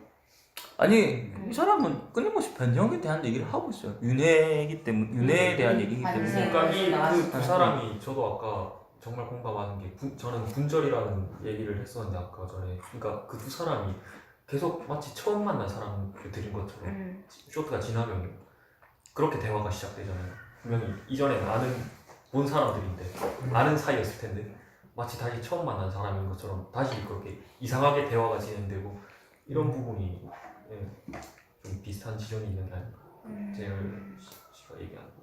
그러니까 이런 게 그런 영화들도 있어요. 그러니까 뭐냐 예를 들어서 진짜 구린 영화긴 하지만 아틀라스 클라우드 아틀라스. 배우 똑같은 사람이 돌려가면서 그 시간대 계속 바뀌고 시간대 바뀌고 막 그렇게 만들잖아요. 불교 철학에 관심 많았으니까. 워세스키. 네. 완전 똑같은 얘기를 뭐 하고 있는데 굉장히 구리게 한 것 같아요. 구리게 한 것 같기는 한데 이제 그런 얘기들을 그런 식으로 하잖아요. 근데 이제 이 사람은 그냥 그거 뭐 그렇게 돈 들여가면서 어렵게 찍고 뭐 있어 이렇게 하면 되지 이렇게 보여준 것 같다는 생각이 이거 돈 참 안 들겠더라고. 진짜 안 들었을 거야. 제작비 안 들겠네. 옷도 맨날 보시고 자기 옷이고. 돈을 진짜 별로 안 들겠더라. 근데 내가 썼는데 맨 마지막 그 의문점에 앞부분에만 그렇더라고. 카메라를 바로 딱 쳐다보는 거 있잖아. 여자도 그랬고 남자도 그랬고. 맞아요. 그 앞부분에만 그 일부러 그랬을까 얘가. 다큐 같은 그런 분위기라고 나올까. 앞부분만 딱 그래. 이 카메라를 이렇게 흘끔 보고 딱 보고 이러더라. 그죠? 앞부분에. 저 이 영화를 다큐멘터리라 생각하고 봤었어. 근데 이거를 이 어떤 장르에 대한 얘기를 하기 전에 일단 태국 로컬 관객들이 어떻게 영화를 바라보는가에 대한 얘기가 좀 있어야 될 것 같아. 이 설명 안 했는데. 궁금해. 야 나도 이거는 어떤 트랜스미디어 무슨 강의에서 그냥 전해드린 건데 태국 같은 동남아 국가의 관객들은 극영화인지 다큐인지 구분을 하지 못한대요. 다 그걸로 아는 거 아이가? 아니 다 영화로 하는 거야. 그러니까 다 다큐 말고 다 그냥 극영화로 아는 거야? 아니 그냥 영화로. 그거를 뭐 그게 뭐 차이예요? 극이니 다큐니 안 나는 구분하지 않는다. 그 그거를 그러니까 영화. 그러니까 왜 영화적 시도가 달라질 수밖에 없는가 하면 사실은 우리는 서양적 기준, 서양적인 영화 기준에 의해서 자꾸 무언가를 이렇게 재단하려고 하고 빠삐 창풍의 이들을 이야기하려고 하니까 이게 안 맞는 부분이 자꾸 생기는 거야. 뭐 장르도 사실 실제로 아피차펑의 인터뷰를 보면 태국 공포 영화를 차용을 되게 많이 했거든요. 그래서 심령들이 많이 나오는 거예요. 실제로 열대병이나 이런 거 보면 공포 영화라는 생각, 엉클분들도 마찬가지고 공포 영화에 가까운 영화 그 장르를 굉장히 많이 보여줘요 태국. 그러니까 이 사람이 대단한 거는 그냥 로컬성을 어떻게 다른 자기만의 언어를 가진 로컬 영화를 어떻게 만들어가느냐, 그리고 어떻게 영화적 감각을 체험시키느냐, 그리고 그것이 영화적 본성을 건드리느냐, 굉장히 많은 얘기들을 할 수 있게끔 만드는 사람이기 때문에 굉장히 이렇게 지금에 와서 칭송을 받는 거거든요. 그러니까 우리가 알고 있는 기존의 어떤 그 영화를 읽어내는 문법 이렇게 읽어서는 실패할 수밖에 없는 영화예요. 예. 뭐 이 영화가 이 어떻게 상징을 도식적으로 썼든 뭐 이야기를 이렇게 해가지고 얘기를 이렇게 분위기 무드를 만들어냈든 뭐 몽타주 춤도 시켜가지고 뭐 했든 이거랑 이 사람한테는 전혀 의미가 없고 중요하지 않는 작업이야. 신신적인 그런 걸 좋더라. 새로운 걸 근데 만들어내는. 이게 아트 작품한테 혁신이 아니었던 거잖아요. 기존의 영화문법과 다른 그러니까 거. 우리한테는 기존의 영화법 아니었지만 태국에서는 아니었던 거잖아요. 아니. 태국에서도 뭐예요? 굉장히 낯설지 이야기가 그렇지. 없으니까 아예 아. 이야기가 아예 없으니까. 보통의 우리가 알고 있는 다만 이제 갈등도 없고 태국 관객들이 바라보는 영화는 다큐니 극영화니 이런 구분이 없기 때문에 또 경계가 흐리는 작업들에 대해서 자연스럽게 받아줄 수 있다 이 이거 거지. 재밌다. 근데 그 얘기였어. 옛날에 한참 우리 태국 공포가 유행했을 때 있었잖아요. 맞아. 그때 태국 사람들 그게 진짜로 다 알고 있다는 거예요. 네? 영화 속 이야기들이 진짜다. 라고 그렇게 인식을 한대요. 그 얘기도 또 본 적 있어요. 예, 예. 정신이나 귀신 같은 거 믿는 사람이 많아. 그래서 제가 그래도 썼지만 이 영화는 영화라고 보이지 않고 마치 전승설화 같아요. 그러니까 나는 어. 설화를 아까 서정준은 시로 썼듯이 시사라는 거 설화 전설을 영화로 만들어 굉장히 영화를 다른 매체 시라든지 시같이 설화라든지 이런 거랑 이렇게 융합을 굉장히 잘하는 감독이기도 하고, 그러니까 카메라를 어떻게 두어야 하는가에 아주 원론적인 얘기부터 계속 다 하고 있거든요. 카메라를 어떻게 두어야 하는가. 근데 감독 의도에 부합되게 잘 만들어졌네. 왜냐하면 그렇게 느꼈으니까. 느낀 사람이 있으니까. 정말 딱 느꼈거든. 아, 저번 유학했나요? 네? 유학했어요? 아 런던에서 유학했다. 아, 유학하긴 했구나. 이거 기억이 안 보면서 어. 그 잠깐만. 로컬 지역색이라 하는데 옛날에 웨이스타이가 우리께 좋은 것이요. 음. 그리고 임금택도 우리의 이야기를 차라리 네, 세계에 네, 그처럼 네. 이 감독도 그런 미국에서? 느낌이야. 미국에서 유학했어요? 자기들 고유의 그런 것들을 만들어냈는데 회의는 못했다. 성공했다. 이 사람이 건축학도 있네. 건축학도 근데 그 얘기를 들으니까 감독이 더 궁금해지네요. 그래서 저도 찾아봐요.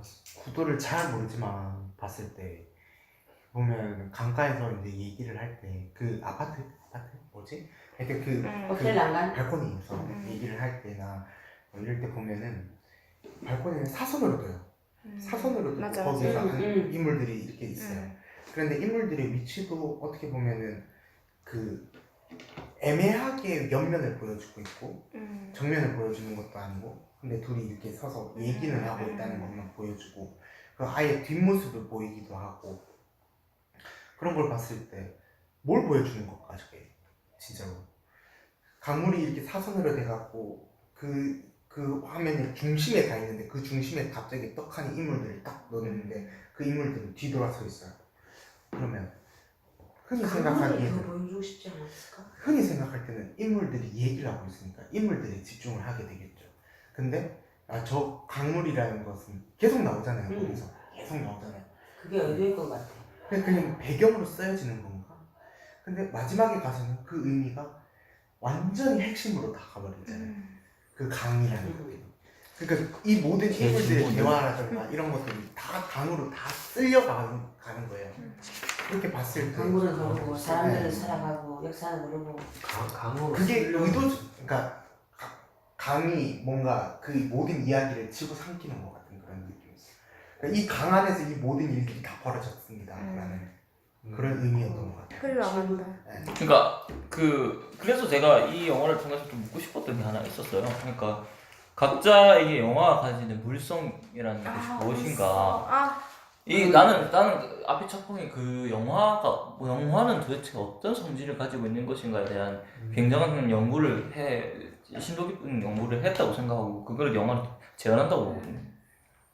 여기서 말하는 물성은 이렇게 추상적으로 막 어떤 성질 이런 얘기를 하는 게 아니고 진짜 물리적 속성이 무엇인가 라는 거예요. 그러니까 저는 굉장히 저는 흐르는 행위로 표현했잖아요. 그러니까 강물이 흐르고 역사가 흐르고 그렇게 다 영혼이 흐르고 그 영화는 필름이 이렇게 흐르는 거잖아요. 이렇게 1초에 이렇게 24개의 프레임으로 흐르는 그거를 착안을 해가지고 흐르는 행위로서의 영화적 물성을, 그리고 앞에 작품 그렇게 본 것 같고 그렇기 때문에 강물이 나오고 윤회를 얘기하는 것 같거든. 영화로 윤회를 얘기하는 것 같거든.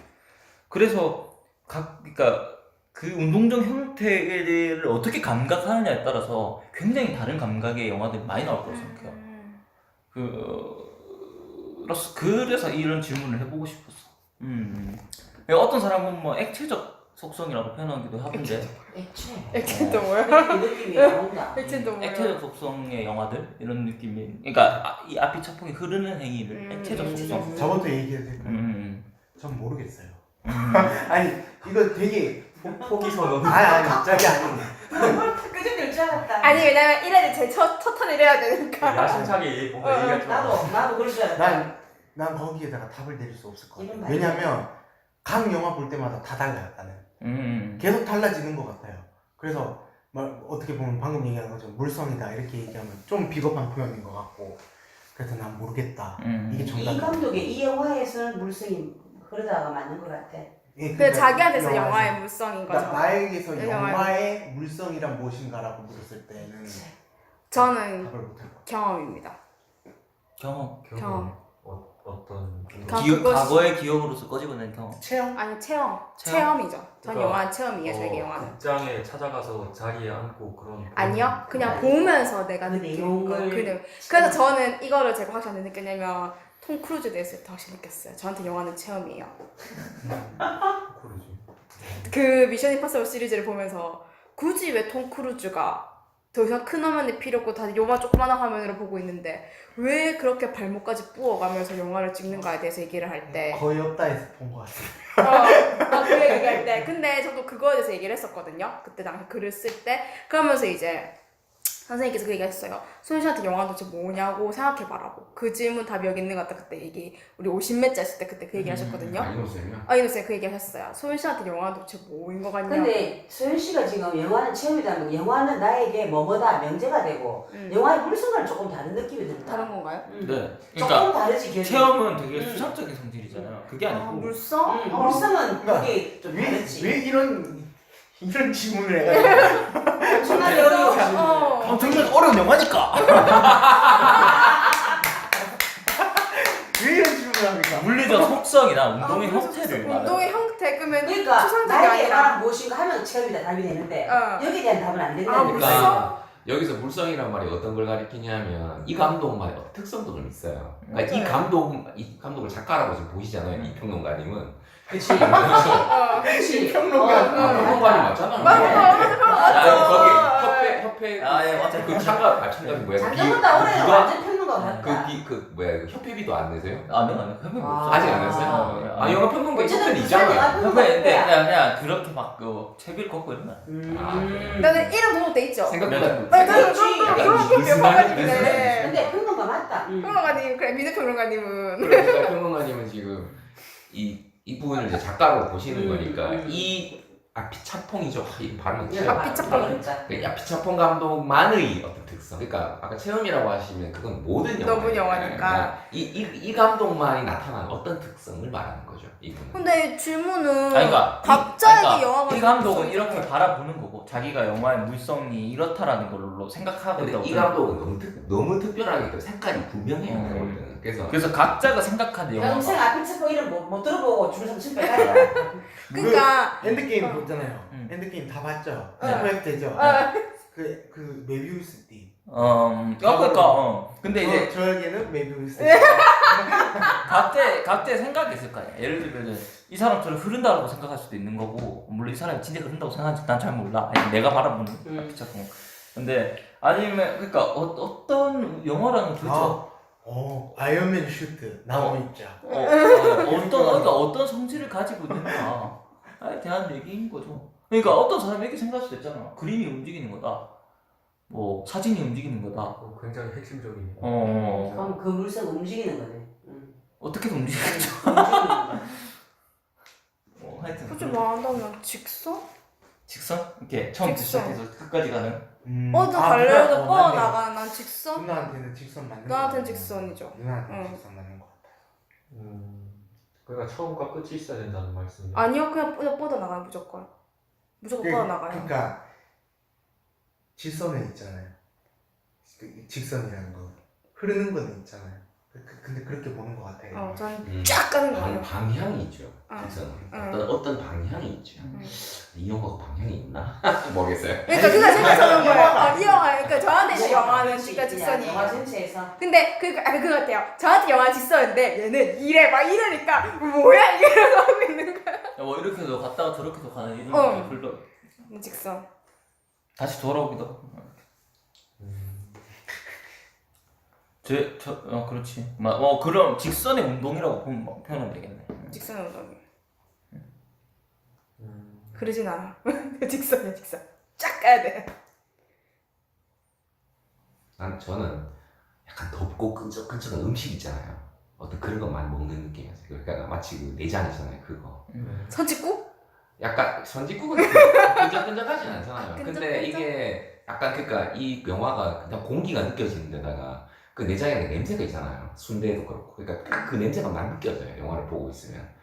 그러니까 아 어떤 느낌인지 알겠다. 그러니까 약간 그러니까 이 열대의 끈적끈적한, 그 부패 약간 부패한 느낌 냄새도 좀 나고. 그러니까 이거를 영화가 그대로 이렇게 슥 이렇게 보여주는 느낌이잖아요. 그러니까 그게 아니고 이제 전체 전체. 영화라는 자- 이 영화에 한정 짓지 말고 영화 이 알지 영화 알지 말고. 뭐. 그러니까 내가 나에게 생각하는 정말 종윤 쌤에게 무슨 영화는 무엇인가. 뭐예요? 영화 물성. 물성. 그러니까 이 나에게. 질문이 너무 어려워요. 이 영화 한정 짓지 말고 저는 직선. 나는 확정하는 거야. 저한테 장난감입니다. 아 장난감. 장난감. 장난감 운동이다. 그러니까 놀이기구? 약간 약간 이렇게 스윙. 그러니까 스윙도 했다가 하여튼 뭐 재밌게 놀 수 있고 여러 가지 유쾌한 경험을 주는 어떤 그런 거.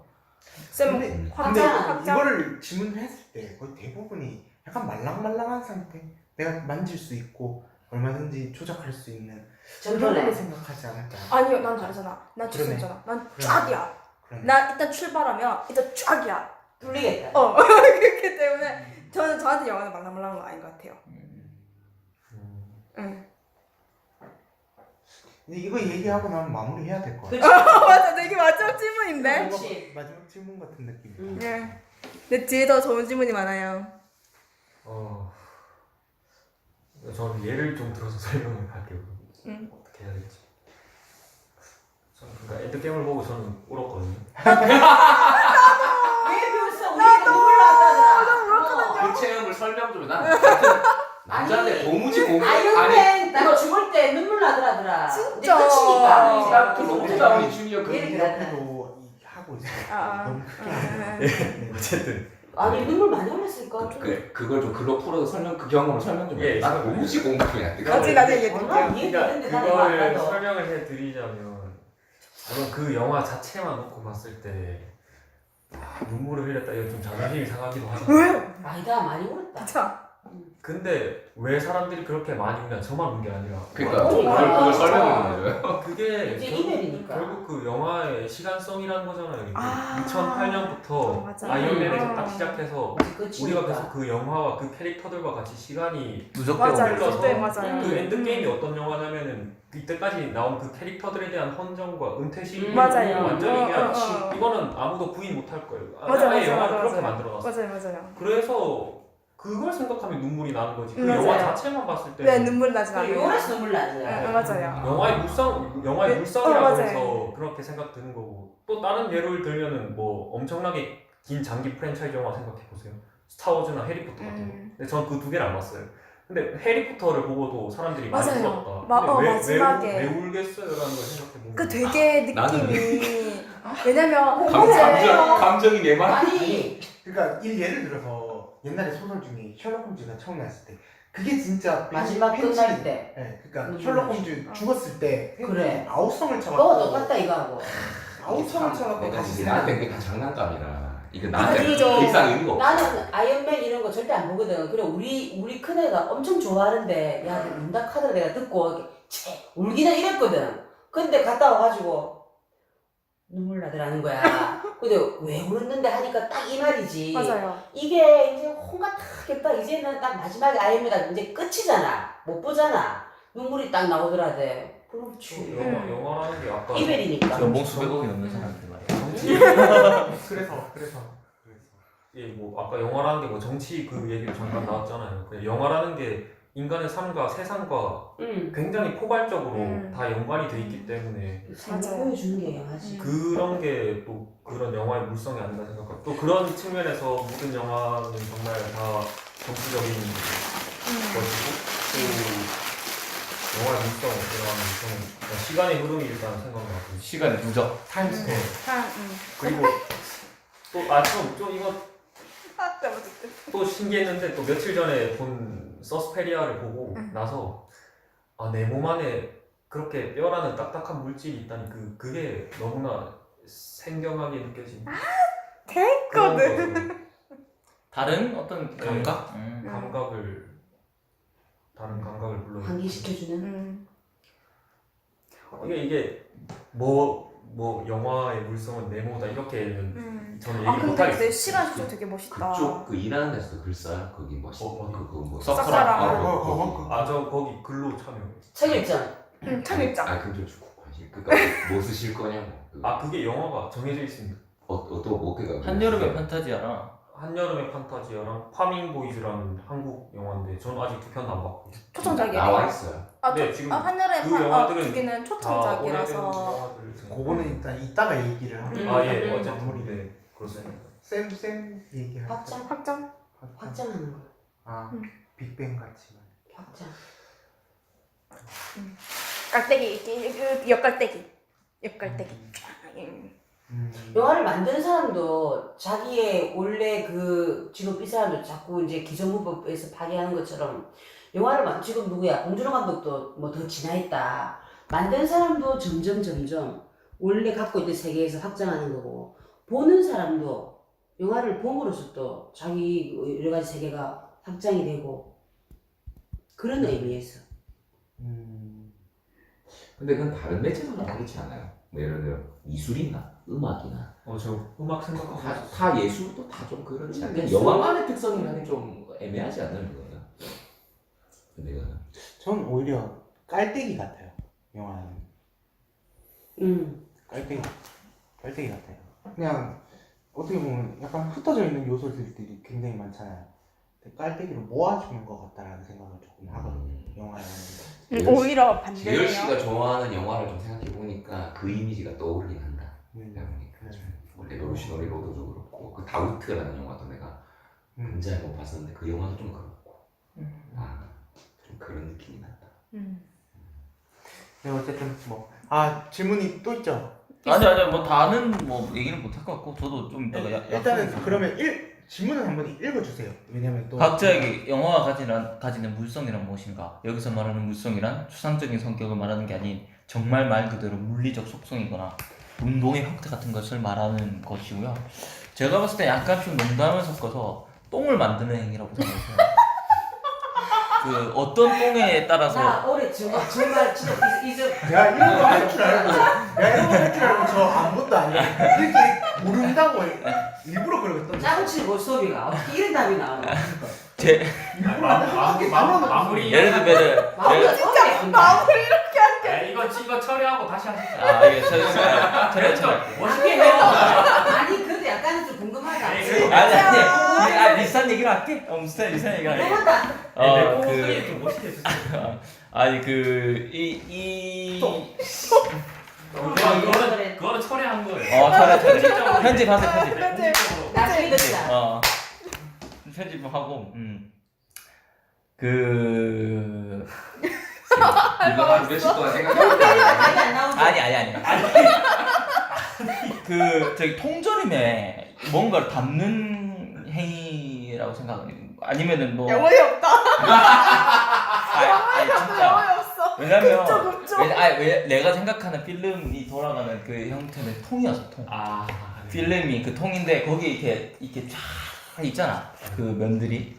그런 것들을 어떻게 이렇게 이어붙이고 잘라붙여서 본심은 똥. 똥이야. 이거는 똥이야. 갖다 붙인 거다. 그냥 갖다 붙인 거다. 좋았어. 호텔은 똥이야. 내 매콤 건강이 똥이다. 아니 제가 예. 이러면 또 그때 이미 레볼루셔너리 좋았는데. 로드에 예. 사랑과 좋아하는 게 나 전쟁. 삭제. 그죠? 아니 아닙니다, 근데 진짜.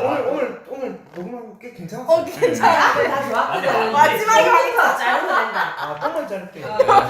그 매콤 호텔은 사실은 나는 봤을 때 여기서 뭐 영화적 본성이니 뭐 물성이니 이런 얘기들을 하고 뭐 영화란 어떠신가 이런 거에 대한 설명을 막 많이 앞에 되게 많이 했었잖아요.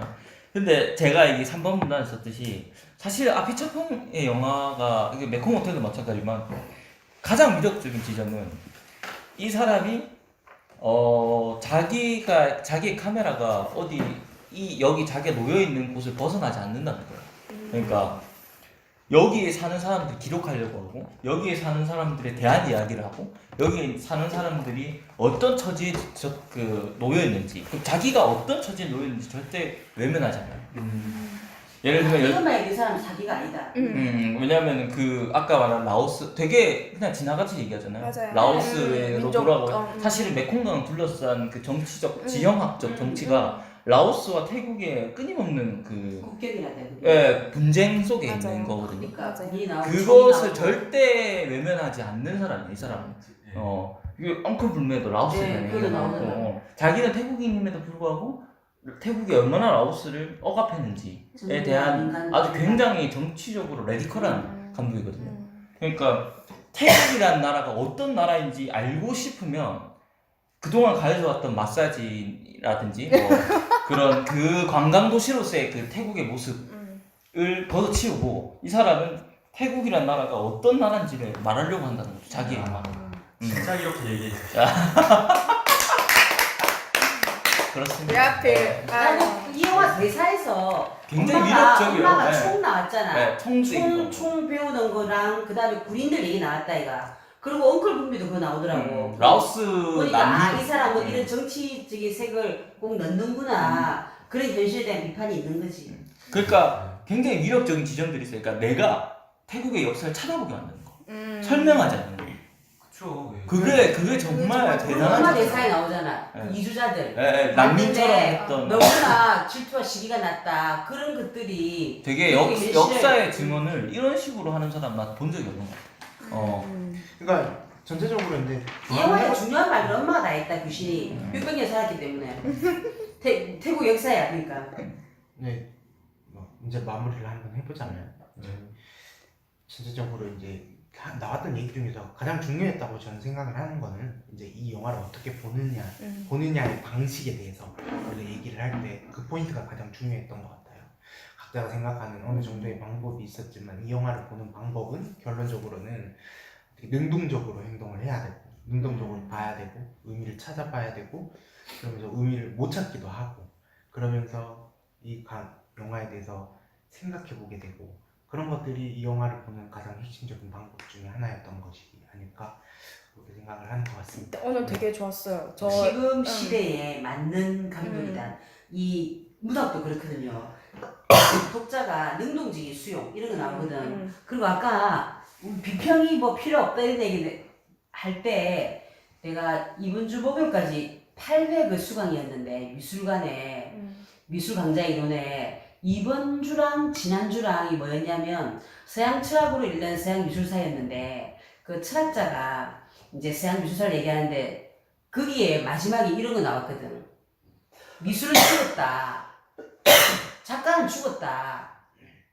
그게 어떻게 보면 이것도 마찬가지인 것 같아. 이때 예술이니까 이제 그것처럼 독자가 보는 사람이 누구가 능동적으로 이걸 해석하고 뭐 수용하고 이런 거지. 그 이제 뭐 대리다 뭐 들레질 치라다 이런 막 얘기하면서 짜라락 보여주는데 앞에 어떤 사람 자더라. 그거 맨 앞에 죽는 거야. 저런 모습 왜 아직 깜짝 놀라는 많거든. 그래가지고 이제 그게 다 보면 그 마지막에는 그런 게 비평의 종언 뭐 다 죽었다 이렇게 나오는 거야. 거의 다 현대 철학에서는 이것도 좀 비평도 내가 들으면서 비평의 종언 비평도 죽었다 이런 생각이 떠오른다. 그거에 대해 고민이 요새 많죠. 비평이 이렇게 나가야 되는가에 대해서는.